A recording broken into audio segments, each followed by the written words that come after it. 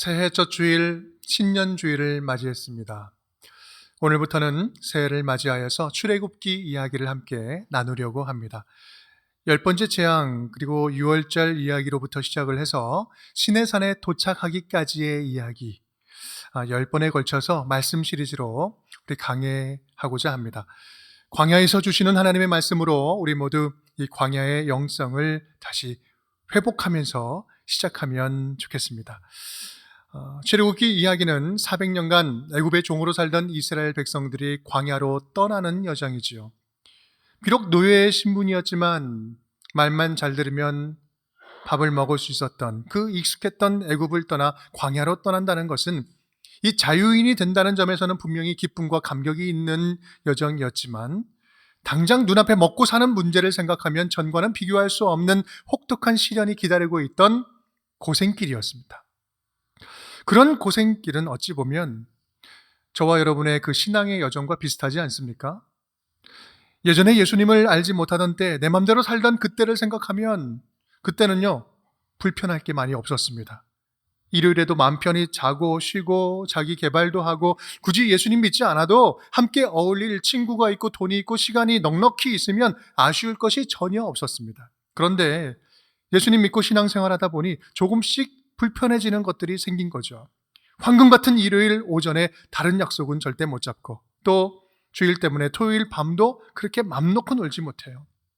점점 내 시간 뺏기는 것 같고 먹고 사는 것도 제약되고 교회에 열심히 다니면 다닐수록 부담스럽고 손해보는 것 같은 느낌. 그래서 종종 이런 이야기를 저도 듣고는 하는데 예수님을 믿되 교회에 너무 빠지지 말고 적당히 믿는 게 좋다라고 이야기하는 거예요. 여러분은 어떻습니까? 지금도 그렇게 생각하십니까? 여러분 새해 첫 주일입니다. 이 시간 우리의 생각과 태도를 다시 한번 분명하게 정리하고 넘어갔으면 좋겠습니다.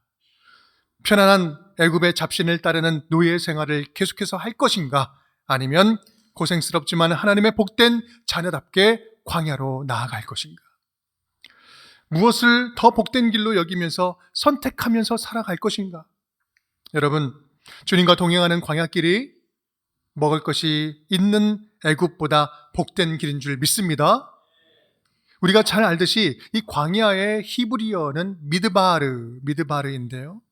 이 단어는 성소를 이야기하는 드바르 그리고 말씀을 이야기하는 다바르 많이 비슷하죠? 미드바르, 드바르, 다바르 다 같은 어근에서 나온 말입니다. 여러분 이거는요 광야야말로 하나님을 깊이 만나는 거룩한 성소가 되는 것이고 또 하나님의 말씀을 말씀답게 들을 수 있는 곳이 바로 광야다라는 말씀을 하고 있는 것입니다.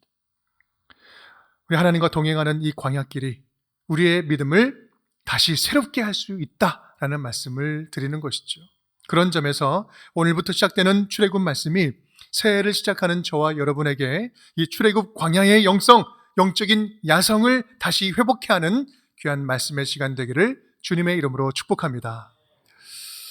오늘 본문 바로 앞에 나오는 20절까지의 내용을 보면 여호와께서 이스라엘 백성을 구원하실 구체적인 계획들을 모세에게 알려주는 내용이 나옵니다. 우리 그 가운데 대표적으로 12절 13절 내가 그 밤에 애굽 땅에 두루 다니며 사람이나 짐승을 막론하고 애굽 땅에 있는 모든 처음 난 것들을 다 치고 애굽의 모든 신을 내가 심판하리라 나는 여호와라. 13절 함께 읽을까요?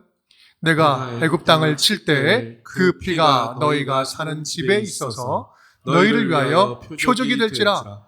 내가 피를 볼 때 너희를 넘어가리니 재앙이 너희에게 내려 멸하지 아니하리라. 아멘. 넘어가리니 재앙이 너희에게 있지 않을 것이다. 애굽의 모든 장자 초태생들을 다 심판할 때 믿음으로 구별된 자는 내가 넘어가 주겠다. 넘어가다라는 이 의미 유월 넘어간다는 말이죠. 영어로 말하면 패스오버예요. 우리 모두는 예외 없이 다 죽어 마땅한 죄인이지만 어린 양의 피의 흔적을 가진 자는 조건 없이 구원해 주겠다라는 말씀을 하고 있는 것입니다. 신약으로 보면 예수 그리스도의 보혈의 흔적을 지닌 자는 구원받는다라는 이야기를 하고 있는 것이죠. 다른 자격 조건은 따로 필요 없어요. 오직 믿고 순종하는 자, 그 약속의 말씀을 믿고 순종하는 자에게 주시는 순수한 구원의 은혜였던 것입니다. 이 장면을 보면 당신의 자녀들을 향한 하나님의 계획은요, 이미 하나님 안에 다 들어있는 것을 보게 됩니다. 그리고 그 계획은 한치의 오차도 없이 그대로 진행이 됩니다. 다만 그 지점에서 중요한 관건이 뭐겠어요? 그 관건은 바로 말씀을, 그 약속의 말씀을 듣는 자들의 반응에 따른 거예요. 하나님의 뜻과 계획을 듣는 우리는 그 말씀에 어떻게 반응할 것인가? 하나님을 많이 알고 오래 다니고 중직을 맡고 있는 것 여러분 좋습니다. 하지만 미안하지만 그것은 그렇게 중요하지가 않아요. 진짜 중요한 것은 오늘 하루를 살아갈 때 우리 아버지 하나님 주시는 그 말씀 앞에 나는 얼마나 어떻게 순수하게 반응하면서 살아가고 있는가. 그때 순수하게 반응하면서 살아가고 있느냐, 그것이 중요하다는 말씀입니다. 오늘 광야로 떠나는 이스라엘은 그런 면에서 세 가지 특징을 우리에게 보여줍니다. 우리 첫 번째 함께 따라하겠습니다. 예배를 회복하는 공동체입니다. 예배를 회복하는 공동체입니다. 24절, 25절 우리 함께 읽겠습니다. 너희는 이 일을 규례로 삼아 너희와 너희 자손이 영원히 지킬 것이니 너희는 여호와께서 허락하신 대로 너희에게 주시는 땅에 이를 때 이 예식을 지킬 것이라. 아멘. 400년 넘게 노예였던 그들은 영적으로 무력한 존재로 살아왔습니다. 구별된 민족이라는 정체성이 무색하게 매일 하루하루를 막노동을 하며 중노동을 하며 연명하며 살아왔습니다. 실제로 그들 안에는 뿌리 깊은 노예 근성이 그곳에서 자라기 시작했어요. 그런 그들을 하나님께서는 빼내어서 그들에게 새 일을 행하시기 시작한 거죠. 22절에서 말하는 이 일을 규례로 삼아, 이 일이라는 것은 바로 유월절을 말하는 것입니다. 이 유월절은 하나님의 구원의 역사를 이 땅의 시간과 공간에 구체적으로 담는 예식이었던 겁니다. 그것을 규례로 삼으라 라는 말은 이것은요, 예배 절차를 말합니다. 즉, 그 예배, 그 유월절 그 예식을 너희는 목숨 걸고 지켜라 라고 이야기를 하는 것입니다. 너의 삶의 가장 큰 우선순위를 두고 영원히 기억하면서 지켜라. 시간은 흘러도 사람은 바뀌어도 구원의 주님을 찬양하는 이 예배만은 영원하라 라고 이야기하는 겁니다. 그러면 왜 이렇게 절기까지 만들어서 기억하라고 말씀하시는 걸까요? 그 답은 분명합니다. 우리 인간들은요, 계속 반복하지 않으면 언제 그랬냐는 듯이 새까맣게 잊어버리는 존재들이에요. 우리 믿음은 다 그렇습니다. 누구나 다 그래요. 신앙은 가만 놔둔다고 자동적으로 성장하지 않아요. 한번 믿었다고 해서 자동적으로 믿음이 성장하지 않습니다. 그래서 다니엘처럼 뜻을 정해서 드리는 이 예배라는 기억장치가 반드시 필요한 거예요. 신명기 33장 29절은 이렇게 말합니다. 이스라엘이여 너는 행복한 사람이로다. 여호와의 구원을 너같이 얻은 백성이 누구냐? 송구영신 예배 때 함께 나누었죠. 이스라엘이여 행복한 사람이로다. 왜요? 구원받은 백성이, 이런 구원을 경험한 백성이 또 어디 있느냐? 모세가 약속의 땅에 들어가기 전에 모압 땅에서 축복한 내용인데요. 그들은 40년의 광야의 그 역사를 되돌아보면 정말 하나님의 불꽃 같은 보호하심과 기적을 실제로 눈으로 경험했던 사람들이었어요. 그런데 문제는 자꾸 뒤만 돌아서면 까먹는다는 게 문제예요. 조금만 지나면 잊어버리고 조금만 힘들면 불평해요. 그래서 하나님은 이 구원의 진리를 잊지 말라고 이 절기를 정해서 지키라고 이야기를 하고 있는 것입니다. 그것이 바로 예배인 거예요. 너희는 이 일을 규례로 삼아 너희와 너희 자손이 영원히 지킬 것이니. 여러분, 바로 이것이 예배의 원리입니다. 너희는 예배를 목숨 걸고 지켜라. 그러면 예배가 너희를 지킬 것이다. 너희는 목숨 걸고 예배를 지켜라. 그러면 예배가 너희를 지킬 것이다. 우리가 예배를 지키는 것 같아요? 아니요. 바로 예배가 우리를 지켜주는 거예요. 그렇습니다. 주님이 기대하셨던 출애굽 공동체는 예배를 회복하는 공동체였습니다. 애굽 종살이의 예배는 없었습니다. 하지만 광야는 예배가 회복되는 장소였어요. 저와 여러분에게 2025년도가 예배가 회복되는 시간이 되기를 간절히 축복합니다. 광야 한복판에서도 뜨겁게 예배하는 그 예배의 감격과 영적인 야성이 회복되는 그 한 해가 되기를 간절히 바랍니다. 소극적으로 참여하는 무미건조한 예배의 양으로 승부하지 말고 한 번을 드리더라도 생명 전부를 드리는 예배의 질로 승부하는 우리 운정의 모든 식구들이 될 수 있기를 주님의 이름으로 축복합니다. 두 번째 우리 함께 따라하겠습니다. 그대로 행하는 공동체입니다. 그대로 행하는 공동체입니다.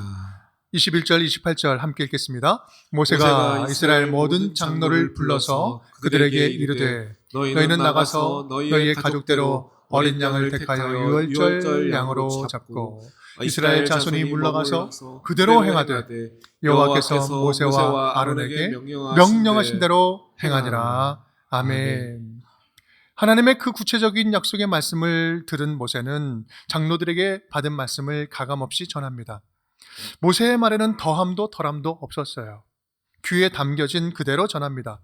모세는 주님의 명령을 들을 때 어떤 생각이 들었을까? 좀 엉뚱하지만 상상을 좀 해보면 모세의 입장에서는 참 많은 생각이 가능했을 것 같아요. 왜 꼭 어린 양을 잡아야 되지? 늙은 양은 안 되나? 아니, 소고기가 좀 더 맛있는 것 같은데? 왜 삶아 먹으면 안 되는 거야? 왜 꼭 구워 먹어야 되는 거야? 쓴 나물 말고 좀 다른 거 곁들여서 먹으면 안 되나? 우리 집에 남아있는 거 많이 있는데? 어린 양의 피를 바르라고 하는데 꼭 이 문지방과 인방에 발라야 되는가? 여기저기 많이 보이도록 바르면 더 좋은 거 아닌가? 그런데 모세에게는요, 주님 말씀 외에 더 좋은 생각, 방법이 없었던 것 같아요. 그저 말씀대로 행합니다. 여러분, 그렇습니다. 우리에게 가장 선한 방법은요, 이미 말씀 안에 다 들어있습니다. 주님 주신 말씀 안에 다 들어있습니다. 그 말씀하신 대로, 그대로 행하는 것이 우리가 가장 안전하게 살 수 있는 길이에요. 하나님의 자녀인 우리들에게 필요한 건 단 하나, 순도 100%의 온전한 순종뿐입니다. 여러분, 우리들의 구원의 여부, 신앙의 질적 수준을 가늠케 하는 것은 다른 게 아니에요. 주님을 아는 만큼, 약속을 믿는 만큼, 말씀을 믿는 만큼 순종할 줄 아는 것, 그것이 우리의 신앙을 가늠하는 거예요. 우리가 믿음 생활하면서 신앙의 빨간불이 켜지는 것은 순종해야 할 순간에 머리로 판단하기 때문에 그렇습니다. 순종해야 할 순간에 그때부터 계산하기 때문에 그래요. 우리 온전교회가 순종해야 할 때 이것이 맞는지 안 맞는지 그때부터 계산하기 시작했다면, 계산하고 앉았다면 누군가를 섬기고 흘려보내는 그런 일들은요, 절대로 하지 못했을 겁니다. 가용 예산에, 우리 교회 예산의 46%가 교회 외부로 사용되고 있는데 그렇게 섬기는 일, 흘려보내는 일 절대로 하지 못했을 거예요. 작년에 한 성도님은 오지에 우물을 파는 그 선한 마음, 파라는 하나님의 선한 마음을 주셔서 작정 기도하고 열심히 모았는데 얼마 후에 집을 옮기게 되면서 가만 놔두면 애매하게 이것저것 좀 쓸 것 같은 그런 마음이 들어서 마음이 변하지 않도록 시간을 앞당겨서 그 우물 파기 기금을 먼저 보내주셨어요. 여러분, 주님 주신 말씀을 단단히 기준 잡지 않으면, 단단히 붙잡지 않으면 우리는 끊임없이 계산하게 되고 끊임없이 타협하게 되는 것입니다. 물론 계산해야 될 때는 철저하게 기도하면서 묻고 구하고 계획을 세워야 되죠. 하지만 순종해야 될 때 그때 가서 늦게 계산하게 되면 흔들리는 거예요. 그런데 여러분, 그걸 우리가 다 모르는 게 아닌데 알면서도 안 되는 이유는 그럼 무엇일까? 그것은 평상시에는 전혀 하나님께 묻고 듣고 그런 하나님과의 교제가 없이 살다가, 하나님의 뜻과는 전혀 상관없이 살다가 갑자기 순종하려니까 못하겠는 거예요. 갑자기 순종하려니까 확신도 들지 않고 생각이 그때부터 많아지는 거예요. 더 좋은 방법이 있는 것 같기도 하고. 우리가 분명히 기억해야 할 것은요, 출애굽 이 당시에 이스라엘 백성이라고 다 구원받은 거 아니에요. 또한 반대로 이방인이라고 해서, 애굽인이라고 해서 다 구원받지 못한 게 아니에요. 혈통 분분하고 말씀에 순종한 자들이 다 구원받았어요. 그 말씀을 믿은 자들은 다 구원받았다는 거예요. 수많은 잡족과 양과 소와 심이 많은 가축들이 그들과 함께 하였습니다. 뭐요? 수많은 잡족들, 우리 혈통이 이스라엘 사람이 아닌 사람들도 믿음으로 고백하고 믿음으로 따라간 사람들은 구원받았다라는 말씀이에요. 구원의 은혜는 혈통, 조건, 경험과 상관없이 말씀에 순종하여 그대로 행한 사람들에게 주신 하나님의 갓없는 은혜였던 거예요.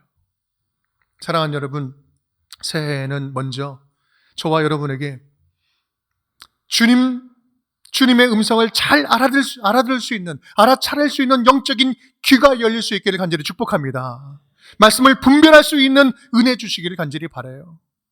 더 나아가서 그 말씀을 살아 움직이는, 나를 변화시키는, 나와 함께 하시는 능력 있는 레바의 말씀으로 듣고 그 말씀에 온전히 순종할 줄 아는 성숙한 믿음의 자녀들이 다 될 수 있기를 간절히 바랍니다. 2025년도는 그렇게 말씀 안에서 풍성하게 거하면서 그 말씀의 은혜를 순종하며 받아 누릴 줄 아는 우리 운정의 모든 식구들이 될 수 있기를 주님의 이름으로 축복합니다. 세 번째입니다. 함께 따라하겠습니다. 약속 믿고 준비하는 공동체입니다. 약속 믿고 준비하는 공동체입니다. 이스라엘 백성들은 그렇다면 모세로부터 앞으로 일어날 이야기를 들을 때 어떤 마음이었을까? 10번째 재앙은요, 아닌 게 아니라 마치 매뉴얼을 보고 한치의 오차도 없이 정확하게 따라 해야 하는 구체적인 순종이 필요했어요. 아주 정확한 순종이 필요했던 거죠. 하나님이 원하시는 믿음의 공동체는요, 하나님이 하실 일을 겸손하게 준비하는 공동체입니다. 그렇습니다. 참된 신앙은요, 다가올 그 심판을 피해 도망다니는 신앙이 결코 아니라 오히려 믿음으로 다가올 그 심판을 준비하는 신앙이다라는 말씀입니다. 재앙이 그저 재앙으로 끝날 것인가, 아니면 재앙이 또 다른 구원의 기회가 될 것인가, 그것은 그 재앙을 어떤 준비로 맞이하느냐에 따라서 달라질 수 있다는 거예요. 비유로 들자면 이런 겁니다. 하늘에서 내리는 비는, 지금 하늘에서 눈이 참 많이 내리는데 눈이 가려서 내립니까? 아니요. 하늘에서 내리는 비는 사람을 가리지 않고 다 내립니다. 다만 그 비가 누군가에게는 생명을 살리는 생명의 샘물이 될 수도 있고 거룩한 샘물이 되지만 다른 어떤 이에게는 독을 퍼뜨리는 재앙의 물이 될 수도 있습니다. 그날의 유월절이 그랬습니다. 장자 죽음이라는 무서운 심판은 그곳에 있는 모두에게 가리지 않는 비처럼 임했습니다. 하지만 약속의 말씀을 믿고 어린 양의 피를 문설주와 임방에 바른 자들, 약속을 믿고 준비한 자들에게는요, 죽음의 사자가 피를 본즉 넘어가리라, 약속 믿고 반응한 그 믿음을 본즉 넘어가리라, 털끝 하나 건드리지 않고 넘어가 구원하셨습니다. 반대로 믿지 않는 자들은 한 사람도 남김없이 다 심판받았어요.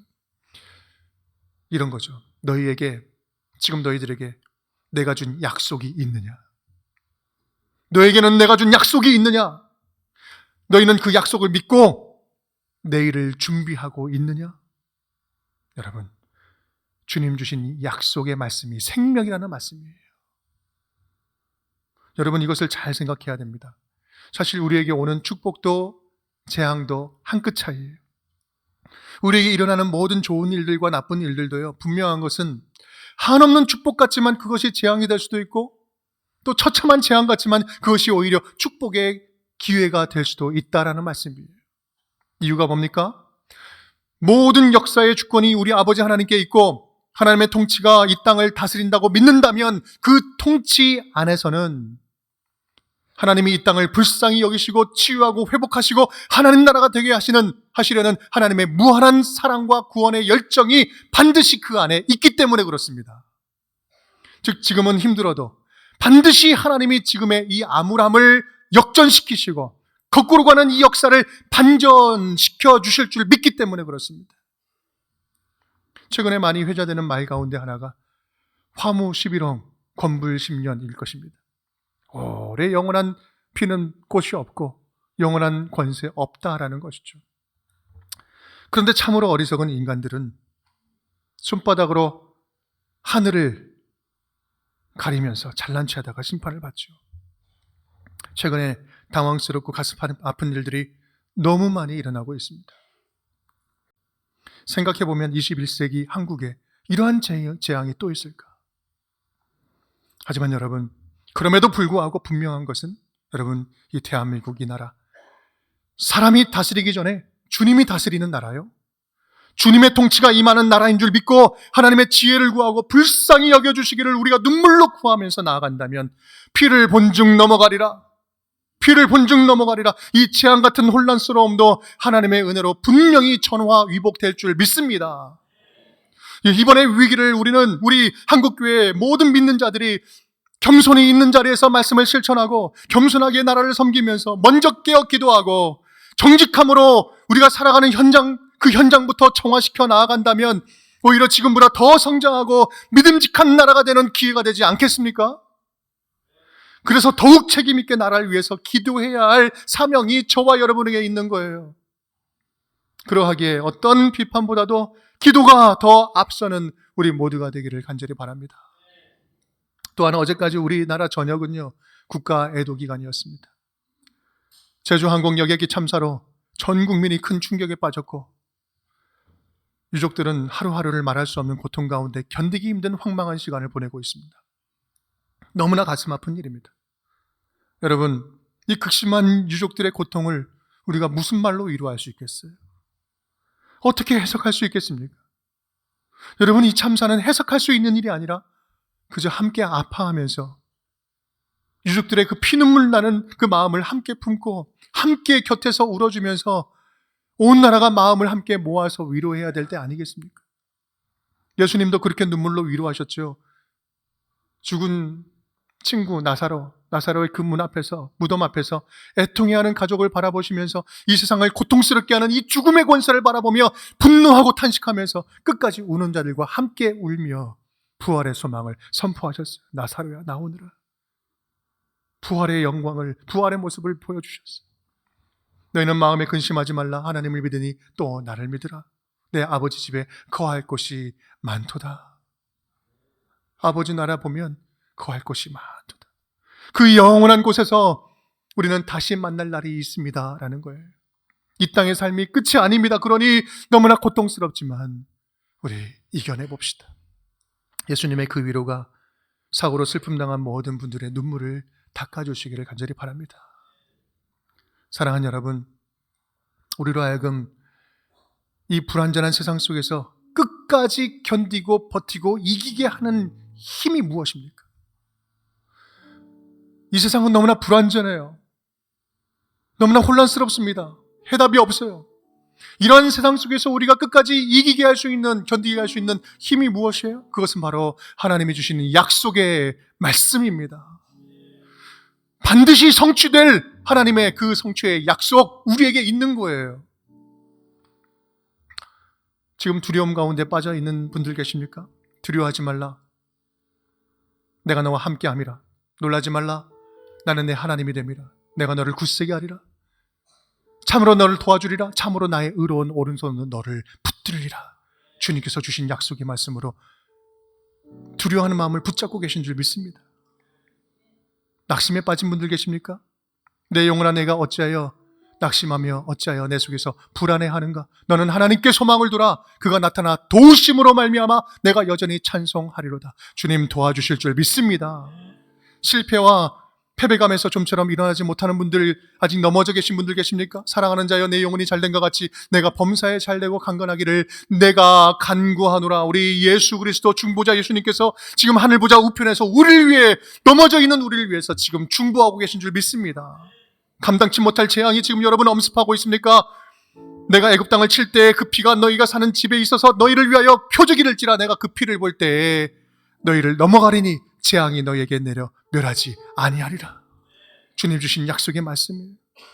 구원자 예수 그리스도와 함께라면 어떤 재앙도 부활로 역전될 줄 믿습니다. 여러분, 우리에게는 이 약과 같이 우리에게 치료하시는 하나님의 이 말씀이 있습니다. 또한 동시에 우리는 아침 저녁으로 주님께서 오늘 우리에게 주시는 하나님의 말씀, 밥과 같은 말씀을 주고 계십니다. 여러분, 우리를 붙잡고 살려주시는 이 약속의 말씀들을 붙잡고 올 한 해 승리할 수 있기를 간절히 축복합니다. 우리에게는 약속이 있습니다. 말씀이 있습니다. 두려워할 일이 없습니다. 이제는 살 일밖에 없습니다. 그 약속 믿고 출애굽 광야길을 당당하게 용기 있게 들어서는 출애굽 우리 이스라엘 백성들처럼 우리도 2025년도라는 광야길을 영적인 야성을 가지고 힘차게 출발했으면 좋겠습니다. 그래서 새해에는 더욱더 보석 같은 고백들이 우리 입술에서 나오고 광야에 넘치는 말씀의 샘물을 먹고 마시는 우리 운정의 모든 가족 식구들이 될 수 있기를 주님의 이름으로 축복합니다.